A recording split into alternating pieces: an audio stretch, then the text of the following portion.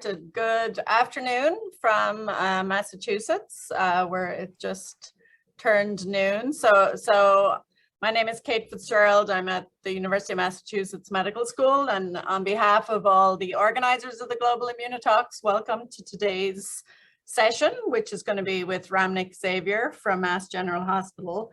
I just want to first remind you, next week's speaker is Lydia Lynch, so please be sure to join in for that.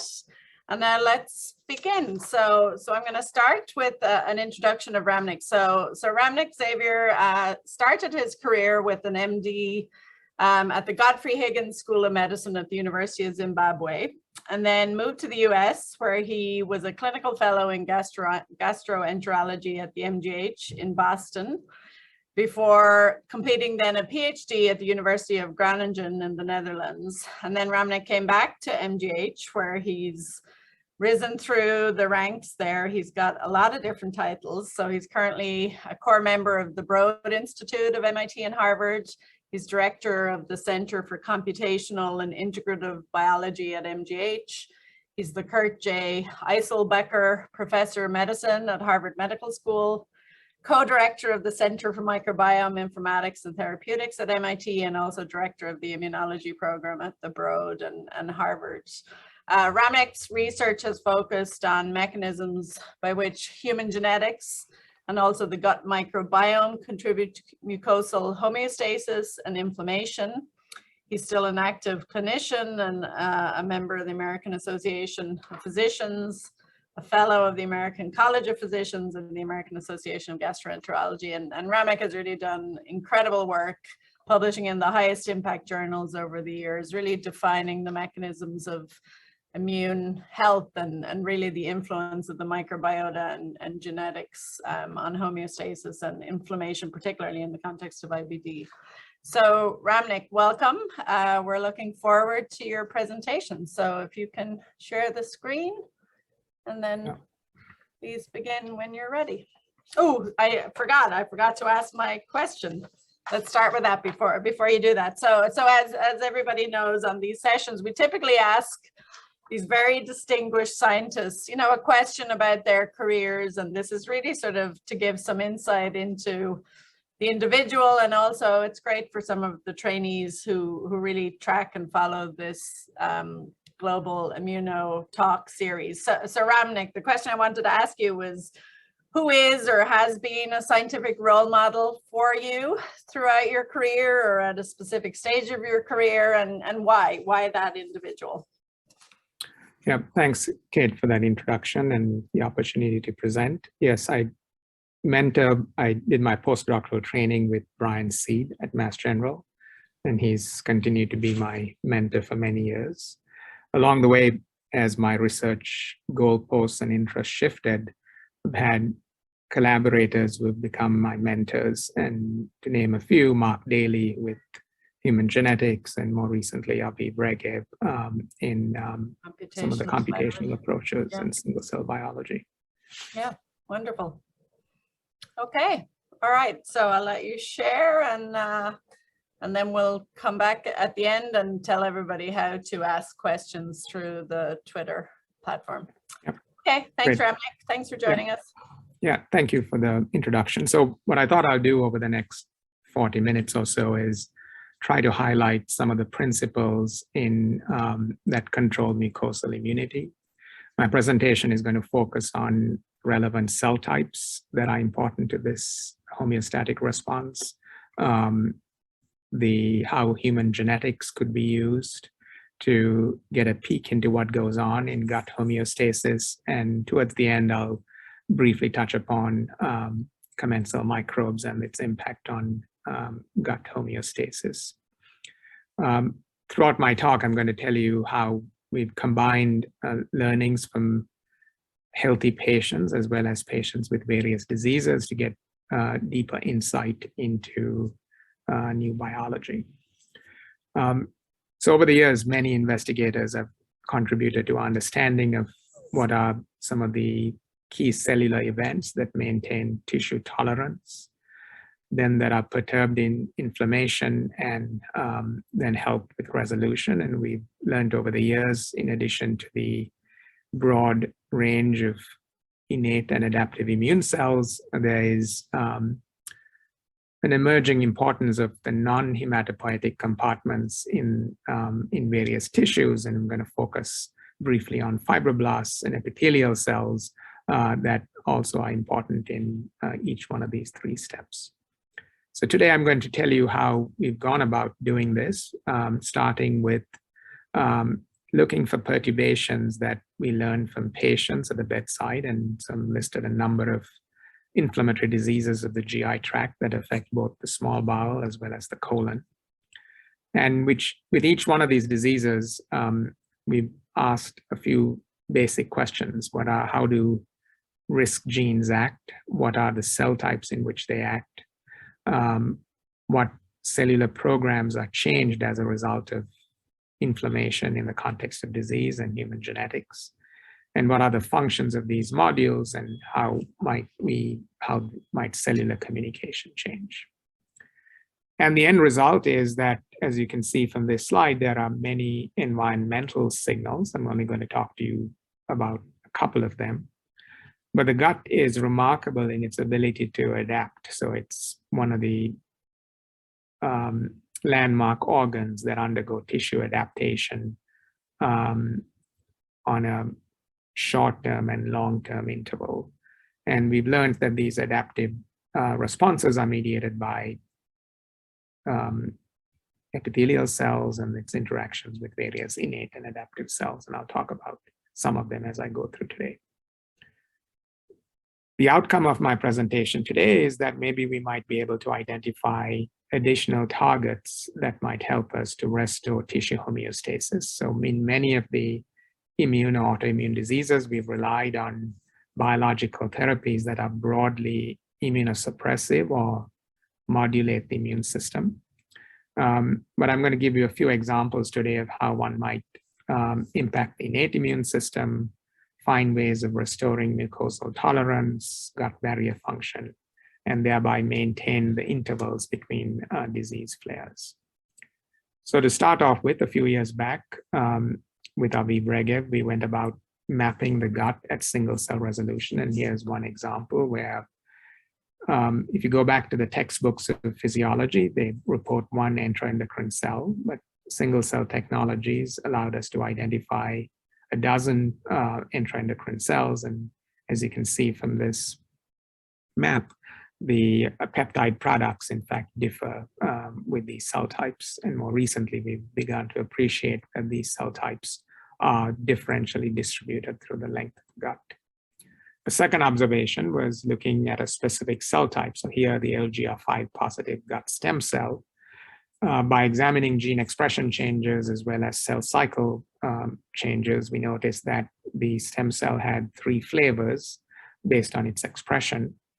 And what these observations allowed us to do was to then identify, in fact, the epithelial stem cell, and other investigators have shown this to be true in skin and many other tissue compartments, express MHC class II machinery and have the ability to present in sort of a local context and have functional impacts. So to test this, Moshe Bitton asked a very simple question by simple reductionist models as well as in vivo models. And what he was able to show was that the stem cell coordinately interacts with the T cells in the neighborhood in a homeostatic state. Tregs maintain homeostasis, and in various states of inflammation driven by Th1 cytokines or Th2 cytokines, you can also expand the responder populations, in this case, Paneth cells and Tuff cells. The functional validation of these observations were then confirmed by depleting the Treg pool with the diphtheria toxin model in vivo, and then showing how, in turn, the intestinal stem cell compartment was depleted, and then in a follow-up experiment by generating epithelial-specific class II knockout mice, the tissue remodeling that I alluded to in an infection model here was also attenuated. I'm going to next try to use a disease model, and here today I'm going to focus on inflammatory bowel disease. And over the years, again, many investigators and many immunologists have focused in on this disease. We've begun to appreciate that the gut microbiome is important.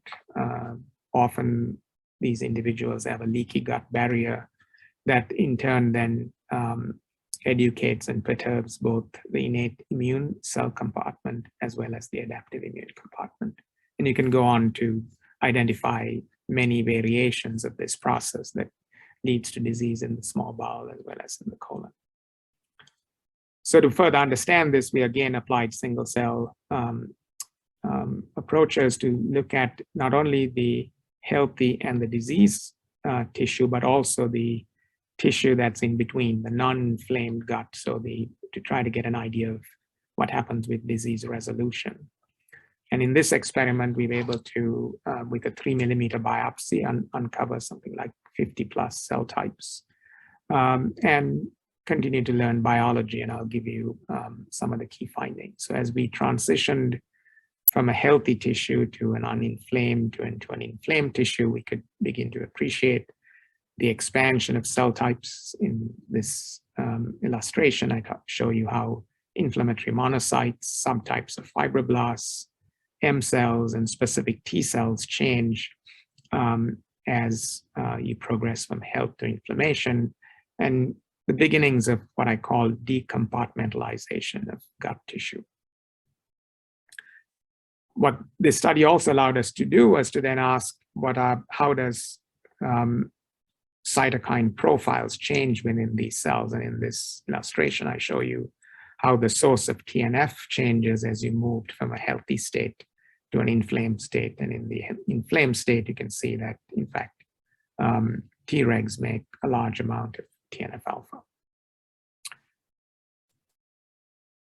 Extending these signatures to patients who respond and who develop resistance to one of the standard drugs used to treat patients with inflammatory bowel disease, the anti-TNF drugs, we were able to identify a signature in the epithelium that allowed us to predict who is going to respond to the drug. And then those individuals who develop resistance to treatment developed a unique signature in inflammatory fibroblasts and monocytes.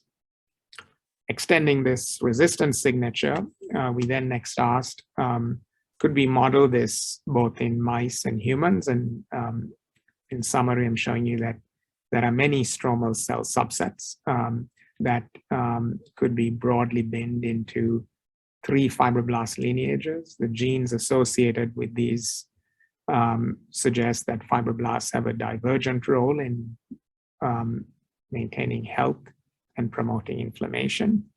And these 3 fibroblast subsets were distributed along unique niches. So for example, the fibroblast type 1 was often found in the intestinal crypt, and the expression of key genes changed as we looked at these various cell subsets. And for example, ADAMDEC1 positive fibroblasts were expressed at the tip of the crypts.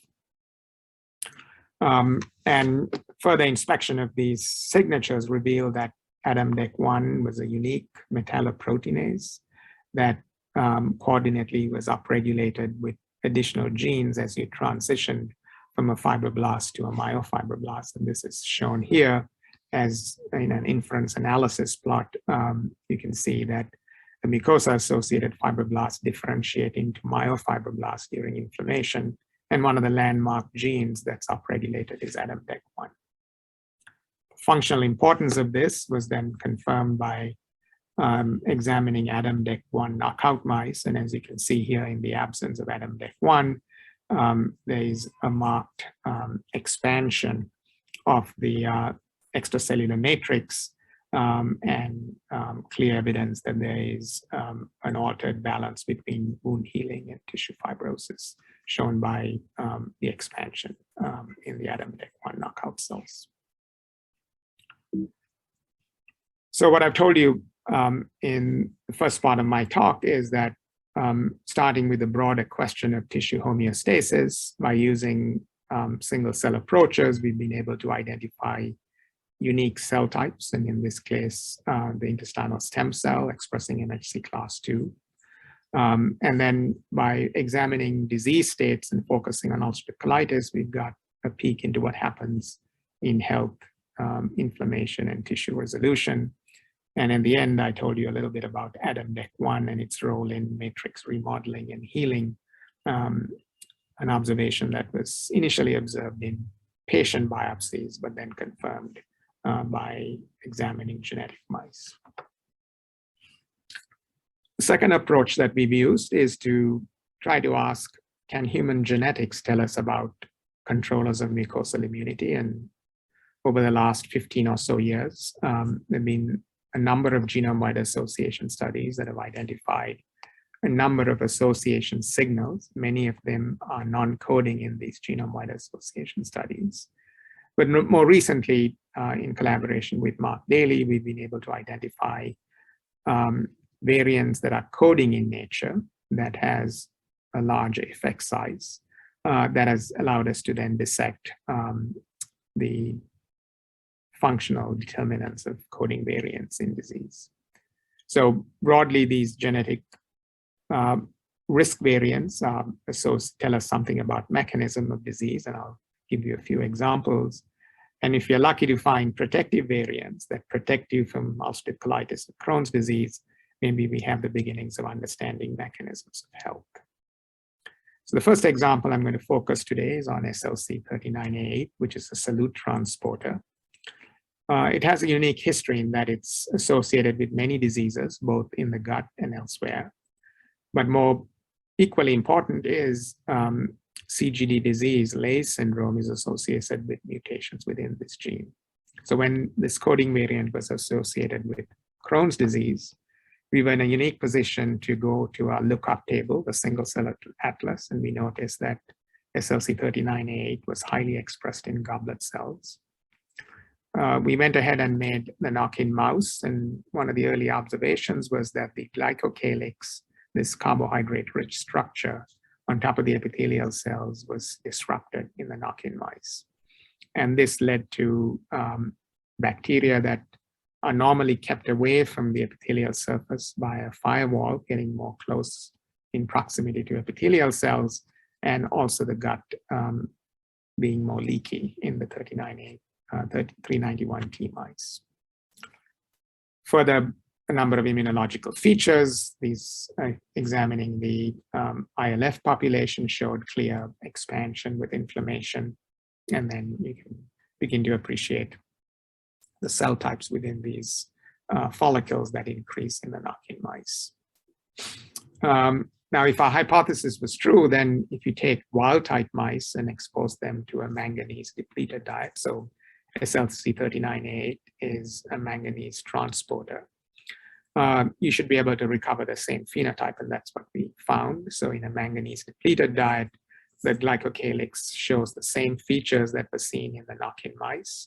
And then, more importantly, the manganese deficiency was observed in multiple tissue compartments. And again, bacteria were found in close proximity to the epithelial surface. So in this one example, I've taken one coding variant and told you how it might tell us about mucosal homeostasis, and begun to identify a single genetic mutation that disrupts the glycocalyx structure that then brings about closer interaction with the commensal microbiome in the gut and the epithelial compartment. And the functional pathways were focused on the goblet cell. The second approach that we've taken is to take an aggregate of data and ask the question, what pathways might be abnormal in patients with IBD? And in addition to pathways like autophagy, more recently, we've focused on understanding how ER stress functions as a hallmark of susceptibility to IBD.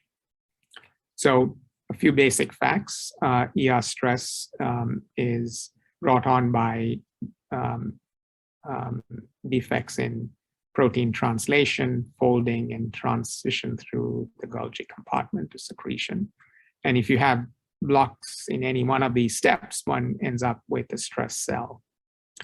Again, elegant studies by a number of investigators have identified 3 pathways that then feed into this uniform unfolded protein response that impinge upon ATF4, ATF6, and XBP1. And I'm going to tell you about how we've gone on to use disease biology, patients with ulcerative colitis, and human genetics to add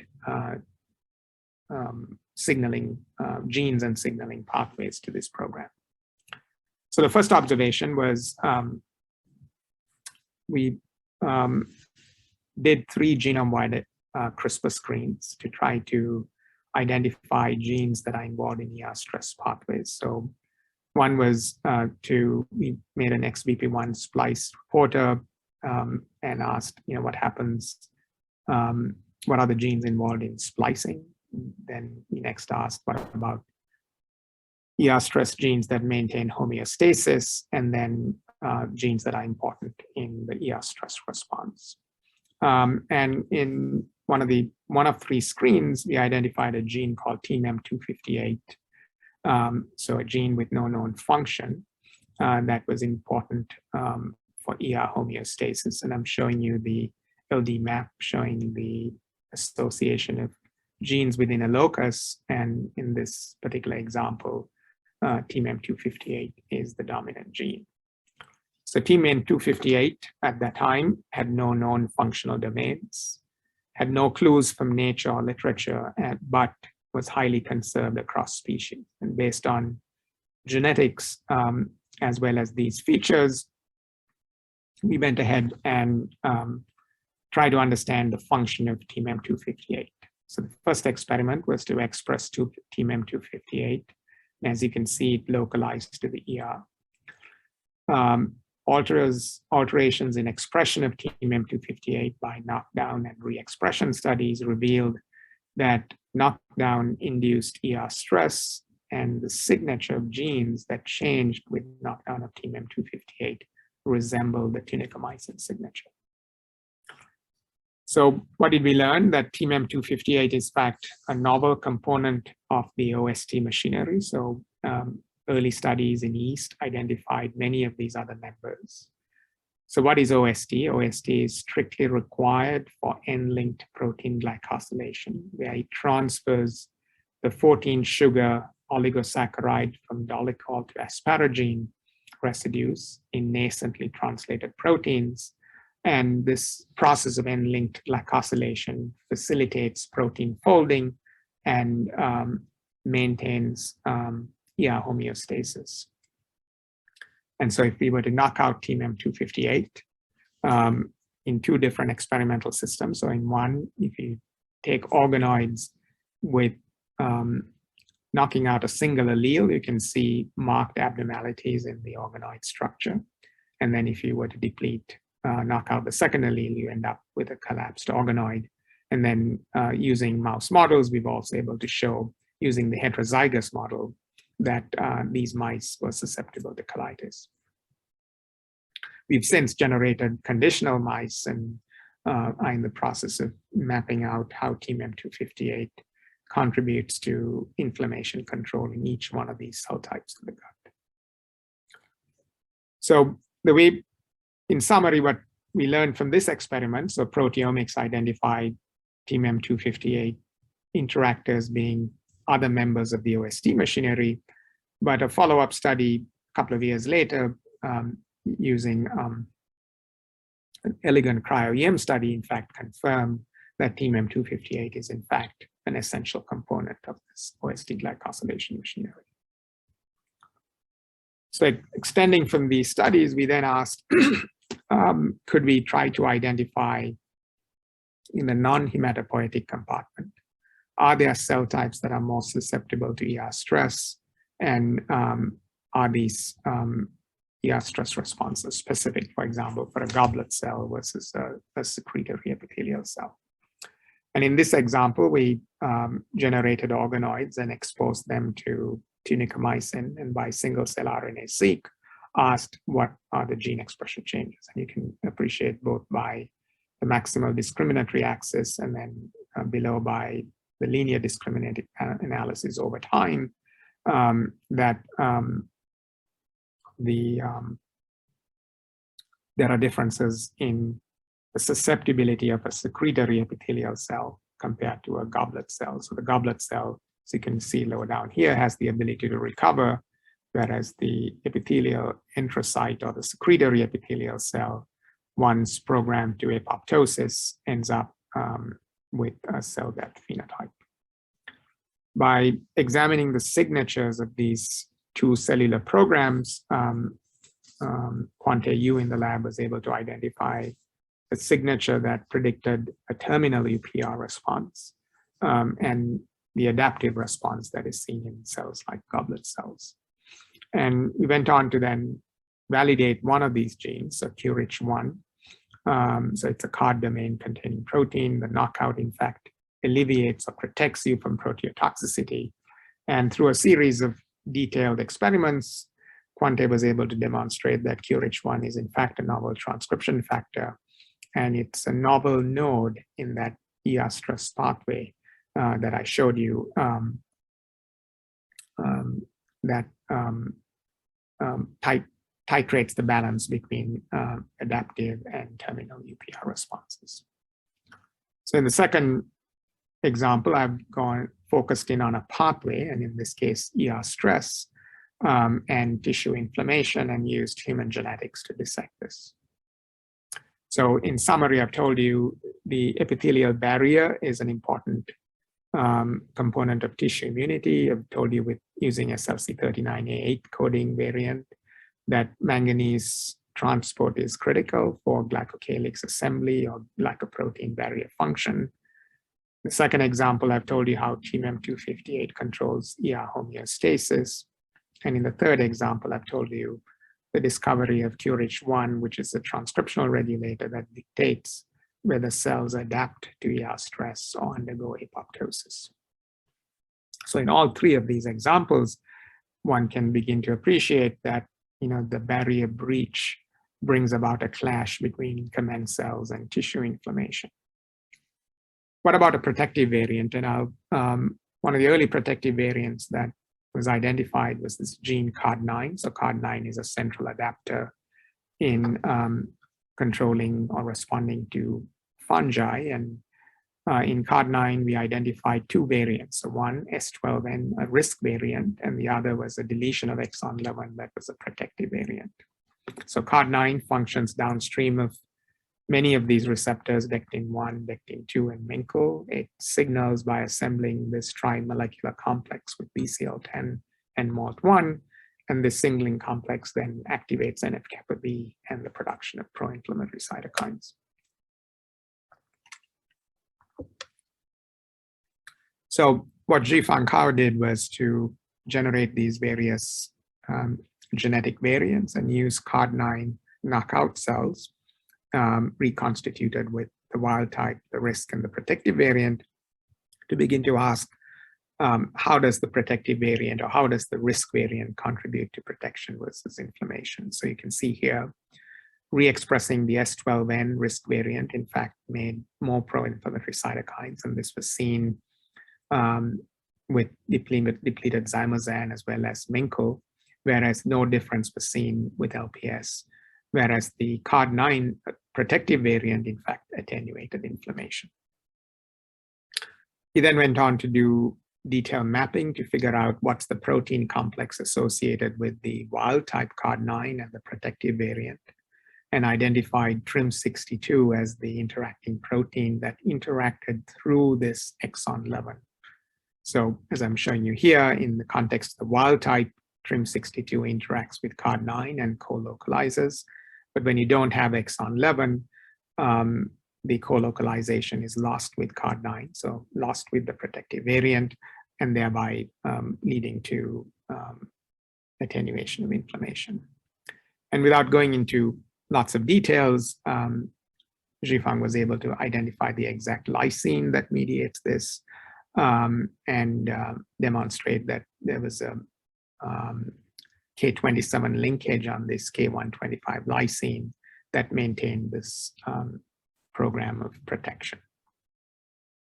So in summary, I've told you about risk variants, and I've used a few examples to show you how one might start to begin to understand controllers of mucosal immunity. And then in the last example, I've given you a peek into how a protective variant might function. And obviously, many of these coding variants are starting points for potential therapeutics.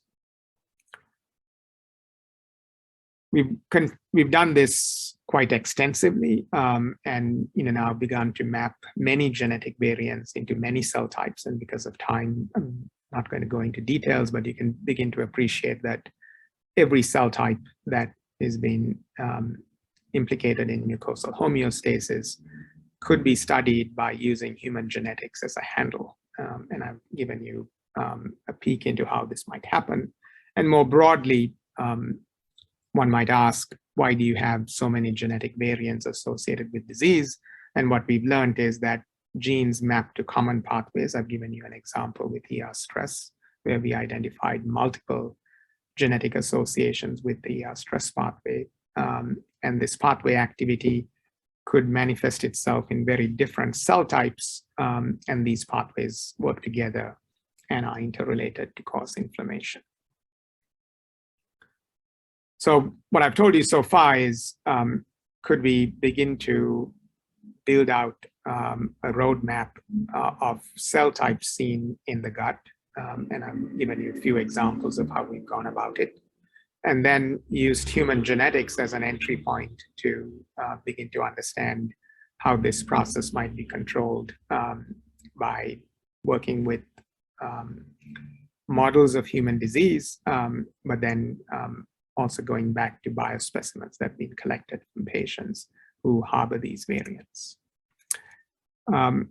Obviously, a talk on mucosal homeostasis without highlighting the microbiome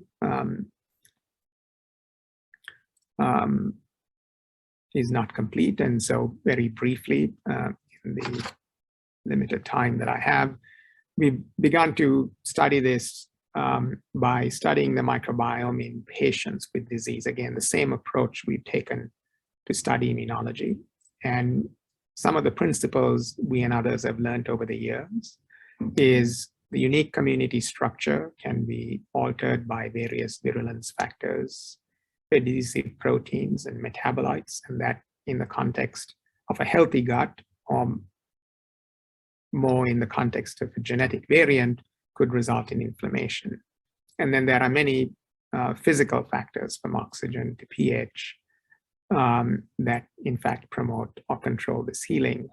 And these studies have allowed us to identify specific bacteria that modulate the epithelial barrier function and the ability of goblet cells to make mucins, and then also identify products of microbes that potentially help with restitution of an injured epithelial barrier.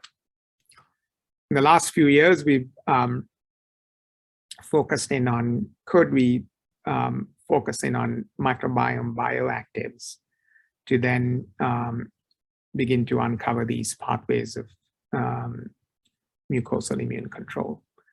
And the principles behind this are that the host immune system and the gut microbiome have co-evolved in a symbiotic relationship. And evolution has optimized this communication. I've told you how, in the case of SLC39A8, how the disruption of the glycoprotein barrier structure brings about new communication systems between commensal bacteria and the epithelial cell.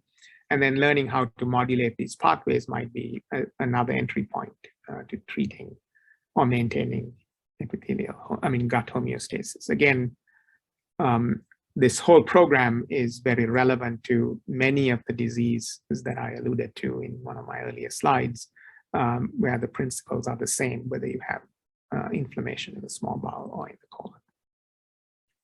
So over the years, one of the landmark small molecules that came from the microbiome was short-chain fatty acids, and probably over 10 years of work have identified that these short-chain fatty acids have broad impact on adaptive immune programs and innate immune programs, and more recently, even maintaining a healthy stem cell compartment.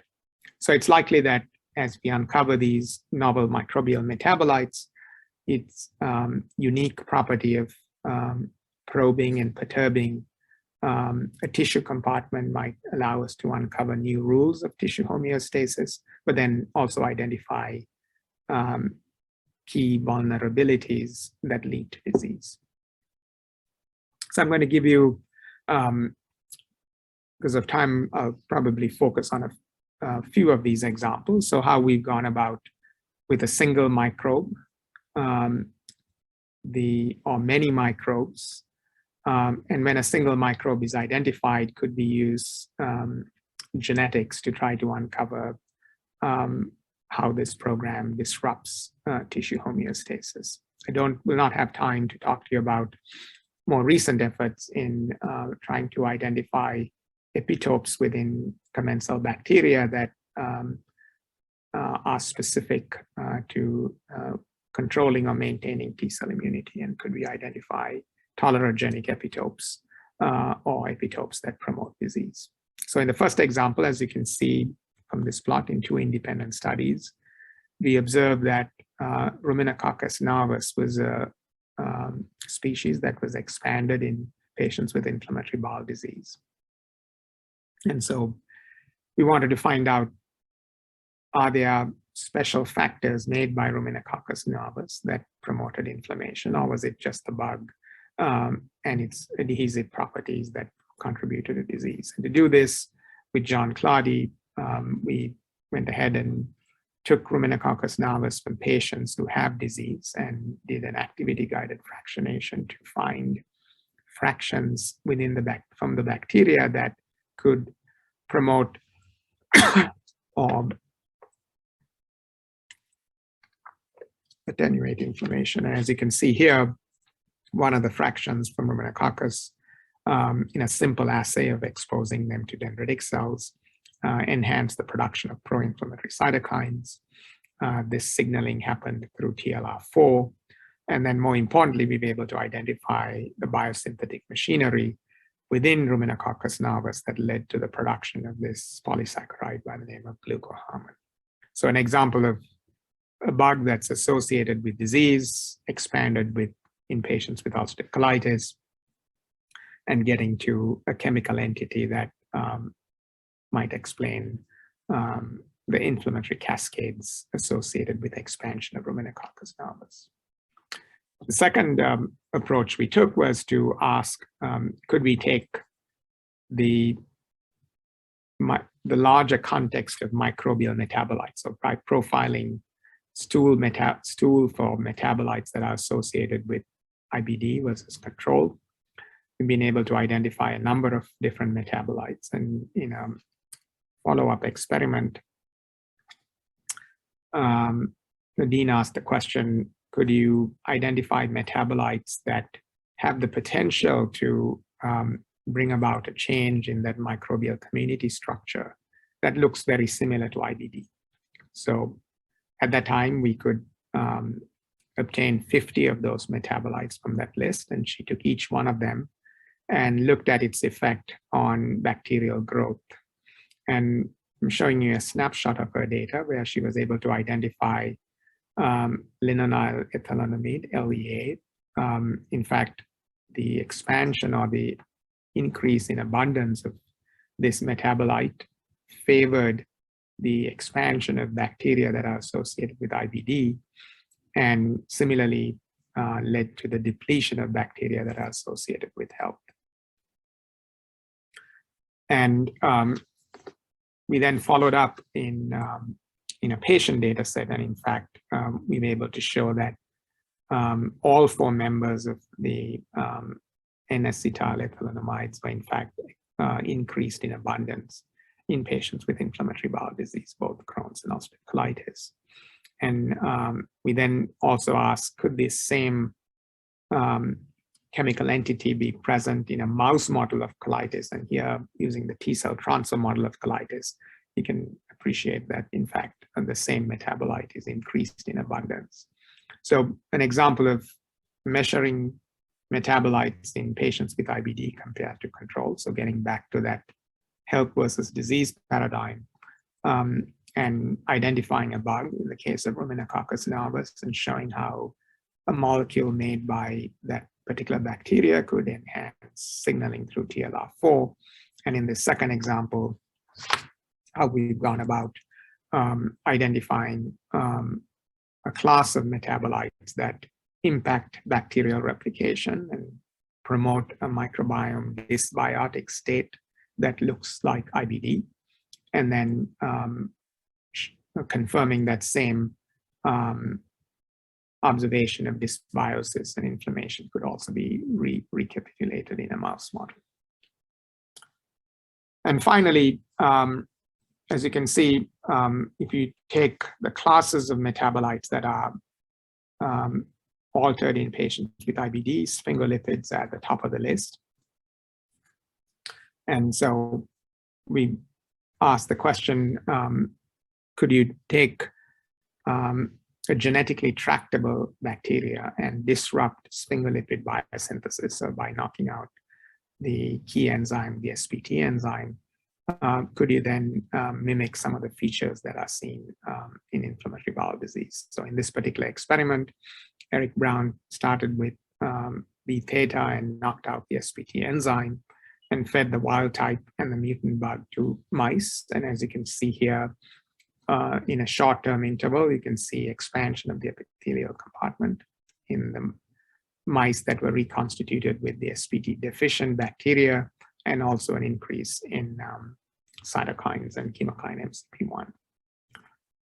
And then if you go and look at the cecal compartment, one could identify a larger number of metabolites that expanded or depleted in, obviously, in an SPT dependent manner or an independent manner. So we were able to identify many sphingolipid pathway intermediates that could potentially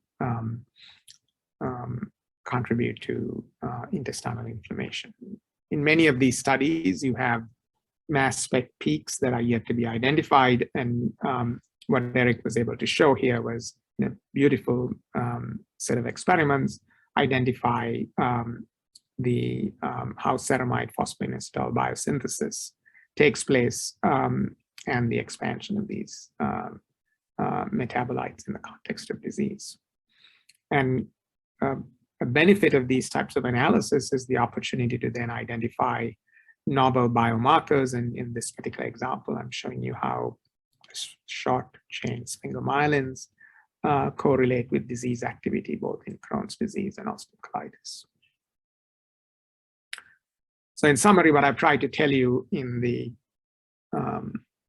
last 45 minutes or so is to increase understanding of how mucosal immunity is controlled. I've started with cell types, and from our learnings with single cell analysis, we've been able to identify local control circuits. So in the example of stem cells expressing MHC class 2, and how it coordinates the neighborhood T cell responses, and in settings of inflammation, how a phenotype of Th1 cells brings about expansion of Paneth cells, and in the presence of cytokine IL-13, you expand goblet cells as a result of the Th2 effect. I've also shown you how other non-hematopoietic cells, in this case fibroblasts, can have multiple roles in controlling inflammation, tissue resolution, and maintaining health, and expanded using the ADAM-DEC1 knockout mice to show you how single metalloproteinase gene controls inflammation, tissue fibrosis, and the extracellular matrix. Then I've taken the approach of starting with human genetics, and there's a long list that has been identified. I focused in on 3 examples for today to show you how a particular gene, a cellular pathway, and then lastly, how a protective variant in the gene CART9 might protect you from inflammation, and the benefits of identifying the mechanisms behind protective variants is that nature has validated that variant as a safe strategy for therapeutics. And one might be able to build on this process of identifying mimics of that protective variant in maintaining homeostasis. Again, I want to thank the organizers for this invitation, and hopefully I've been able to highlight some of the recent work from the lab that's gone across many domains to better understand control circuits in mucosal homeostasis. Stop there and I'll be happy to take questions. That was a tour de force, Ramnik, really terrific. Let's see, Alina's going to share this slide. Yeah, so the Q&A session takes place through Twitter, and people can reach out through Twitter and ask Ramnik questions. Please use his lab's Twitter handle, the Xavier Lab, and then mention Global Immuno in those questions too. So Ramnik, thank you again. That was really wonderful. And you stayed on time. Perfect. Perfect timing. Thank you for the invitation. Yeah, that was great. Okay, I think we'll close there. We'll give you a chance to get on Twitter, and you know, keep in mind some people sort of post questions at different stages based on when people watch the talks themselves. But sure. Okay, thank you very much, everybody. Just a reminder for Lydia Lynch is next week's speaker, and have a good rest of your day. Yeah, thank you.